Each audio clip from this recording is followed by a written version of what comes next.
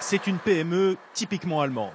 Une entreprise familiale qui exporte dans le monde entier des moteurs électriques et où l'on croise beaucoup d'apprentis. Lui va bientôt terminer sa formation. Elle aura duré 3 ans. Un jour à l'école, le reste de la semaine au travail, encadré par son maître d'apprentissage et un avenir qui semble tout tracé. Il faut montrer de quoi on est capable, faire un effort, et ça marche. Sans aucun doute, il a du potentiel. Il est intéressant pour l'entreprise. Et je pense même qu'il va être embauché. En Allemagne, l'apprentissage a longtemps été une voie royale. L'assurance de trouver un emploi bien payé après une formation de qualité. Et pourtant, les apprentis se font de plus en plus rares. On aimerait bien en avoir plus. Le patron pourrait en recruter 4 de plus. Mais les candidats ne se bousculent pas, alors que les conditions proposées sont plutôt attrayantes. Ils commencent avec 30 jours de vacances. La loi en Allemagne demande 24. Ils ont 30 jours de vacances. Ils ont un paiement à Noël. Ils ont un paiement pour des vacances.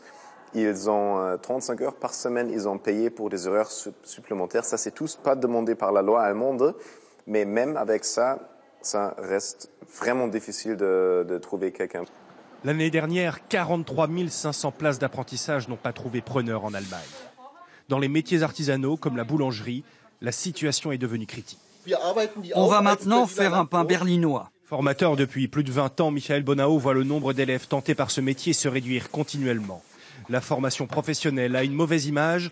De plus en plus de jeunes préfèrent passer le bac. Les familles veulent que leurs enfants passent le bac. Et tout ça, c'est de la main-d'œuvre qui manque à l'artisanat. Si quelqu'un passe le bac, il souhaite ensuite, et c'est naturel, prolonger ses études.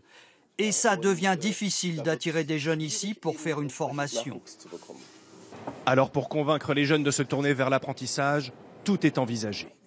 Ce jour-là à Berlin, un speed dating a été organisé. Avec de jeunes lycéens que des employeurs essayent de séduire. L'une est d'accord, mais l'autre, malheureusement, je ne l'ai pas convaincue. Pour les candidats, il y a l'embarras du choix. Je crois que je vais trouver quelque chose. Ouais, pour moi, c'est pareil. On m'a déjà proposé un poste de vendeuse, donc je me fais pas trop de soucis. Et c'est désormais aux entreprises de faire des efforts, de revoir leurs exigences à la baisse.